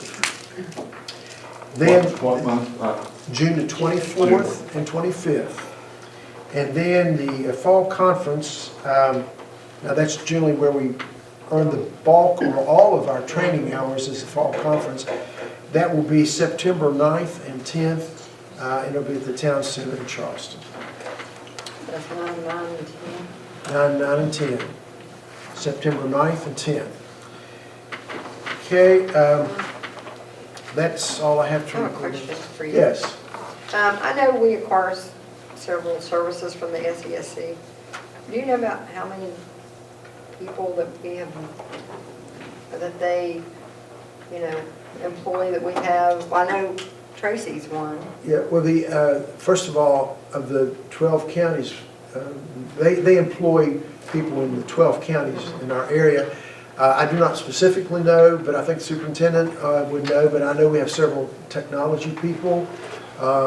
We have Tracy. Mrs. Chenoweth works, she's employed by SESC, not the Nicholas County Board of Education. I think the people that have been contact tracing and doing other work like that, they're all employed through the SESC, not the, I can get you a list. I just was wondering, I know that, we have several that, we acquire services from them for, and I was just wondering about how many that, we use. Well, it's when we have like grants, a lot of like grants that come in to us through the Department of Ed and other things. A lot of counties will flow the grants to the SESC for services that come back out and then support the counties. So, yeah, I can't tell you off the top of my head, but I can definitely get you a list next week. Yeah, I just was wondering, how many that we. I can't tell you off the top of my head, but I can definitely report back. Yeah, I know we have, like I said, several technicians, technology technicians. Also, board members, I think I had Mrs. Mileto to copy some things for you from the meeting, the Bowles-Rice legal update from the meeting. Also, there's a document there on frequently asked questions in regard to the Juul issue in schools. And then the third item was a presentation also by Bowles-Rice on pilot agreements, an overview and frequently asked questions. And pilot is where it's where you can get loans. I'm going to misquote that. I better be very careful here. But it's a pilot project. It is, help me, Roy.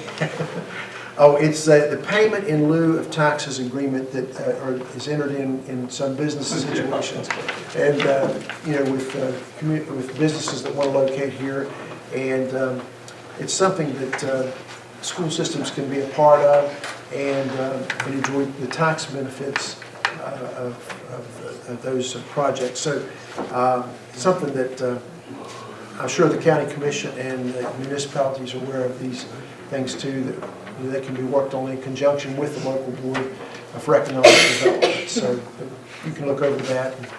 Those were some of the presentations from the meeting the other night. Did anybody say anything about how COVID has affected the academic part of the schools and the state? That wasn't done in a formal setting as a presentation, but it certainly was a lot of the discussion as you were networking with, the 55 counties that were in the room. You heard a lot of discussion about that, the fact that this has affected the performance of students. There's some discussion about, the sociological and psychological aspect as well that it's had upon children. And so, and I think those are topics that are going to be discussed more in depth, probably at the regional meeting and then in the fall. So. Oh, I got a response back. From what I'm reading, spray deodorant can set it off, can set off the vape. Deodorant, what about hairspray?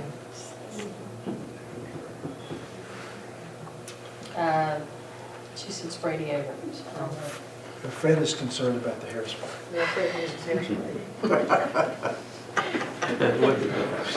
That's what I understood in this text, so. Well, if I you think misunderstood- about it, it only made sense. Yeah. If the other mist would work, why wouldn't it? But that Deodorant, vape- spray deodorant, That not vape is such a hairspray. fine, yeah, it's fine. No, I would think she's- hairspray would be heavy. She says deodorant, not hairspray. So they must have tested it, I don't know. Moving right along, Madam, Mrs. Kaufman, do you have a report on Bright Horizons or anything? I do. We had our meeting this past week, and actually Jim Gamble was here. He serves on that board. He's our treasurer. No, I'm sorry, he's our secretary. Maybe secretary treasurer. But we're going to lose our director up there. She and her husband are going to relocate to South Carolina, so I think effective in August. The co-director is really good. I think he probably might move up into that position, but we'll have to look for somebody else there. That's a very good organization up there.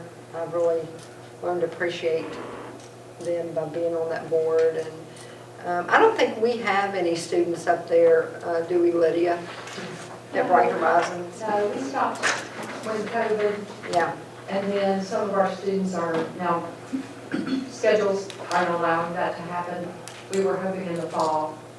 Carson said that our transition specialist is trying to work with Melissa and get some things going again. Did you hear me say she was leaving? Yeah, I heard that. Yeah. So is Jim president on the Canton Money Board? He's chair. He's a chair on, that's what I thought. I thought, kind of knew he was still at the. He's good. He's also, I think, the chair of the PSD in county. Yeah. I worked with him on that board Board. 10 or 12 years ago. He's a really nice guy. Moving forward, thank you, Mrs. Kaufman. Moving forward, delegations, Madam Secretary, do we have any delegations? Yes, sir. Zone has renovated the gym, adding a heating system. And actually, it's going to be the heating system, yes. Basketball backboards and painted the gym floor and added a concession stand right off of the gym. Through the Lowe's grant, though, we replaced the front doorway, the glass front doorway, and the loading back, the dock back door. It's a large garage door that was dented. And we've also purchased over $40,000 in kitchen equipment and appliances and tools, and just to make it a certified community kitchen. And all of that will be installed in the month of March, and so all this is waiting to be installed.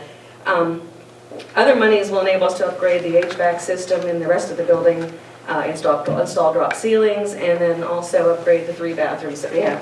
We have a bathroom up front, and we have 2 larger main bathrooms down the hall next to where there's a dining room. And now that the gym and many of the renovations are nearing completion, we're getting more and more requests to use the facility from different groups.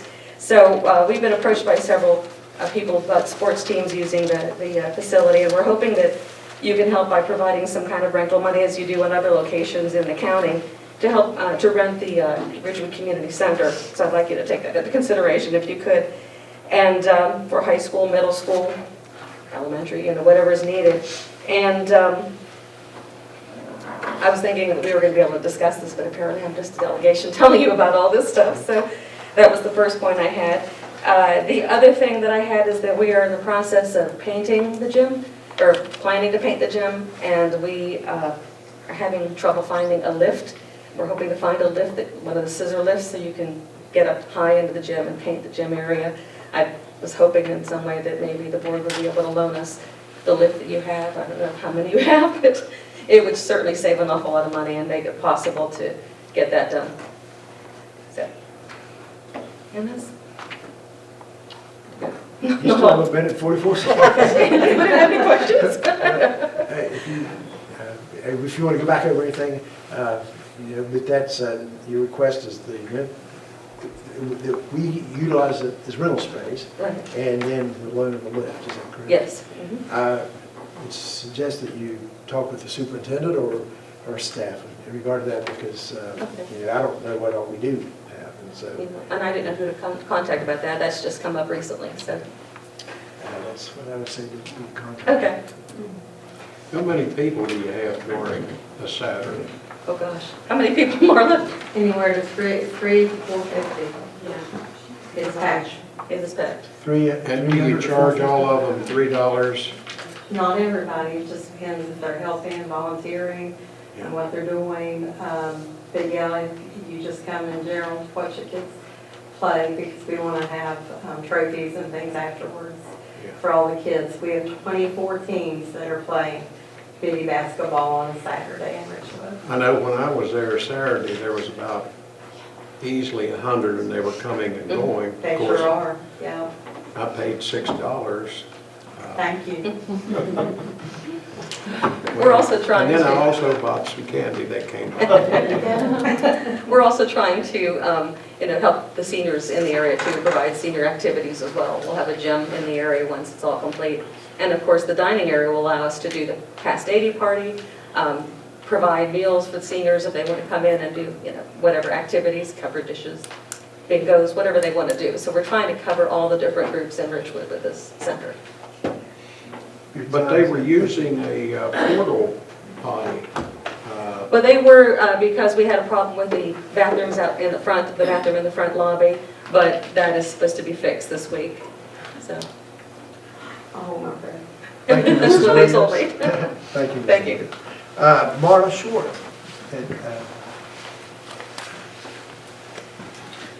How are you, Marla? I'm good. How are you? It's been a while since Yes, so,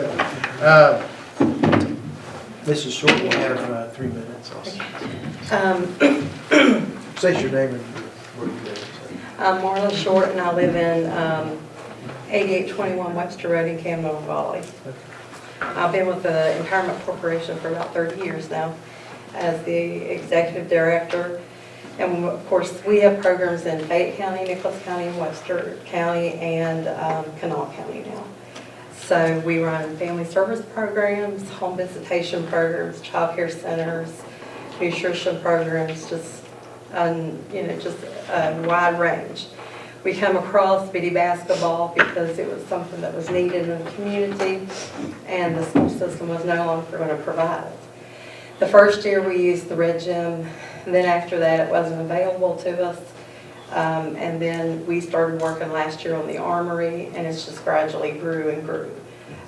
Like I said, we have 24 teams of kids playing, but I wanted you to know the things that we would like to see happen in Richwood, not just what we're doing now. We want to see some enrichment programs for children, like dance class, tap, dance, jazz, ballet classes, twirling classes, music lessons, things that a lot of times that if your parents don't have the money to provide, you don't get to experience that. Well, we want to make sure as the Empowerment Corporation that we help to provide that so that those children will get to experience that. There's many more things. I don't want to go over my time. We have put in a pretty good size investment into the armory from the Nicholas County Empowerment Corporation, and that's the reason why. We need somewhere to be able to hold activities. We do home visitation programs, and we also do like baby showers and things so that families that are expecting babies have resources that we can help them with. We run baby pantry, the food pantry, clothing pantry, the soup kitchen in Richwood. We do all that.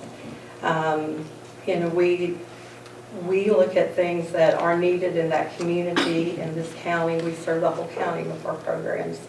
Richwood has just been an area that has had more need. And we look at those needs and figure out how we provide those resources and help that community. And I got 40 for you guys. Well, Marta, thank you for talking to us. this Thank evening. you. And We the just light- hope that you all will look at how you can invest into the armory and help us so that it will be there for those children. Thank you all. Thank you. Yes, sir. Why was the gym no longer available, the red gym? Well, and we understood, Lindsay and I spoke to JB and Miller, and at that time, he just said, you know, they're the high school girls and the high school boys, the middle school boys and girls, all of them were practicing there. He said that, you know, cheerleaders had to practice some there as well, and there just wasn't enough time. And we did understand that. It just made it hard because we didn't know it till last minute. So then we really had to work very, very hard in a very short period of time and had to start basketball later last year. And then we made sure that we really addressed the needs there. That was why the concession stand was put in this year. Like the heating was, I don't know, $16,000. It was $2,500 just for lights to have for the gymnasium. Doesn't count all the cleaning and hauling and getting rid of stuff because it's very empty all those years. Now, do they practice in the armory as well as play games? So Yes. you're pretty much booked all the time? Oh, yeah, we're good golf. With 20-some teams. Yeah. But you 24. schedule them, right? Mm-hmm, You we sure schedule do, them yeah. and get them all in there. Yeah, and we've had a really good relationship, like Cherry River, we practiced some in that gymnasium, and we practiced at Valley River.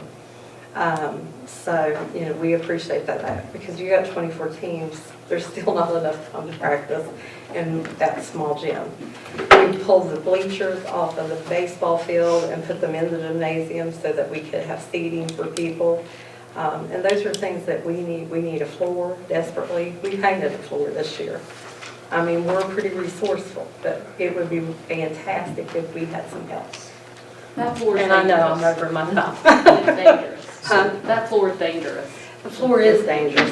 It's unlevel, and it has, you know, it's been there forever. I mean, It's we're grateful to have concrete? it. It's Yes, concrete, and it even concrete. had ledges. My husband went in and actually ground down the ledges so the kids wouldn't trip. Yep, Uh, they leveled floors. Is and that in the everything. garage area? Yes. The Used to garage be the area, in the drill. big room? Yes, used to be the drill area. Yeah.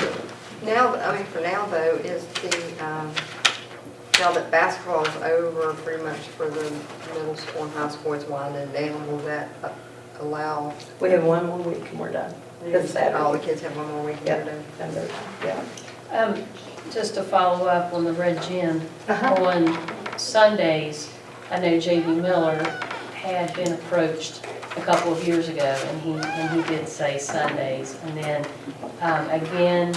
again, there's a form that you fill out. If you fill out the form, then there's absolutely, it'll show whether it's approved or not approved. So he said that he was approached, and he advised that Sundays it was available. I talked with him again a couple weeks ago. He told me again, no one had approached him any other time. So again, Sundays, and no one has filled out the form. I talked to the principal about that, and he also said the same. Well, you know, while Sundays wouldn't do us any good. I mean, that wouldn't be workable for us to do one day. We have practicing to do. And no, we didn't approach anyone this year. Why would we? We did approach people last year and it didn't work out and it was okay. But, you know, once we had to figure things out last year, I mean, we moved forward and we put our money and everything into that. That would Well, be the like I only said, sensible J.B. thing. Miller is the one who takes care of it, Yeah, and he told me that he did offer it Sundays, so that's a practice time. So that is unfortunately the only time that's available. And we as I said understand that. before, it's still available on Sundays.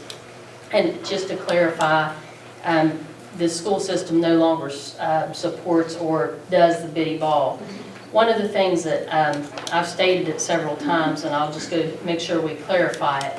So biddy ball has never been a sanctioned sport by our school system. CC, Lester, this man, they did biddy ball, and they were employed by the school system. So the school system never purchased uniforms. It was never a sanctioned event. No. And there was some misunderstandings before. So I just want to make sure that I clarify that we didn't turn our backs on biddy ball. It was never a sanctioned school event. no one ever felt like they would turn their back on it, but it wasn't something that they were, those people were doing, and it wasn't being done at the Red Gym, and there wasn't a lot of support from them. There's been a lot of changes and things that's went on, and we do understand that people go to church and things on Sundays. Sundays is not what we want to push. I think that, that's their family time, and if that's the only time that's available, it's not workable for children. I understand. Thank you. Thank you. I agree with that. Thank you. Item 12 or 11 on this evening's agenda is items for future agendas. Any items board members would like to have on future agendas? Hearing none, item 12, future meeting dates. Regular meeting is Monday, March the 7th, 2022 here at the board office at 5. The superintendent will not be here that night. Would it be okay with the board if we moved the meeting to the 14th and have a meeting on the 14th, then we have another one on the 21st? That would give us enough time for everything bids. to come back on the bids for March the 2nd. Yeah, instead of calling another special meeting, then we could go ahead and get those bids approved, hopefully on the 14th. So it'd be March 14th instead of March the 7th? That's correct. That'd be fine. Okay. Madam Secretary, you'll renotice? Yes, sir. That second or third, when they have the bids here, do we need to call a meeting for that, or No. we don't do anything? It's We don't approve it? We don't take any action. We don't do anything except watch. Just- We don't participate in that. We just watch and We just listen. watch and Okay, well, that's what I thought he said. We didn't approve anything then. Okay, so our next regular meeting will be Monday, March the 14th at 7 p.m. here instead of March the 7th. That's the first meeting under A there. That's 7 or 5? Did I say 7? I stand corrected. It's at 5 p.m. on the 7th. 14. 14. One of them days. Let's start over again. The next meeting is the regular meeting is Monday, March the 14th, here at the board office at 5 p.m., okay? Item B, the next regular meeting after that is March the 21st, which will be the following Monday, here at the board office at 5 p.m. A regular meeting on Monday, April the 4th, here at the board office at 5 p.m. And then notice, item D there, the regular meeting will be Tuesday for West Virginia State Code. That's the third meeting, we have to have that financial meeting on the third Tuesday in April, and that will be April the 19th, and I'll be here at the board office at 5. Any questions about those 4 meetings? I was turning my phone on to check the calendar, but it's going to be loud. Yeah, I can get mine. I'm assuming Mr. Hess will have financial items for us in regard to the levy rates at our next meeting. On the 14th. On the 14th. And What about beware of the eyes of March? That's the 15th. You're a day early. So, also, did he say we got the a meeting? board, What he is said. it Wednesday? Is that the bus driver appreciation? So we got one on the, 23rd. that's in the morning. At, Yeah. is that 11:30? Okay, I'll mark that. Yeah, At I'll the mark Cruise Center? I'll send it back to you, Mr. Did you hear that? Bus driver appreciation. Oh, yeah, I got that. On the 23rd. Could you send that out as a notice? I mean, To just the board, it's 11:30. that. What time is it? 11:30. This one. Now, Be that's there one time. the 20, It's 23rd. When are we Wednesday. going to get an update on RIF and transfer? After. It's April, mark the. due in April. No. No, the letters are due April 1st. The board has to vote on it by May 1st. So So you don't vote on it, and we send out the letters, and that gives people the opportunity to schedule hearings or whatever, and then you will actually vote on it before May. Okay. All right. Process is, you'll notify us, Yes. and when, But that last meeting in April is usually when we present the RIFs and transfers for the next year. gotcha, okay. All right, thank you. Having no other business come before the board, is there a motion to adjourn this evening's meeting? Make a motion. Mr. Berry moves, is there a second? Mr. Kaufman, Mrs. Kaufman. Seconds the motion. All those in Well, I'll let you favor have it if you want it. signify by saying aye. Aye. Those opposed, like sign. Madam Secretary, we adjourn at 7:06 PM.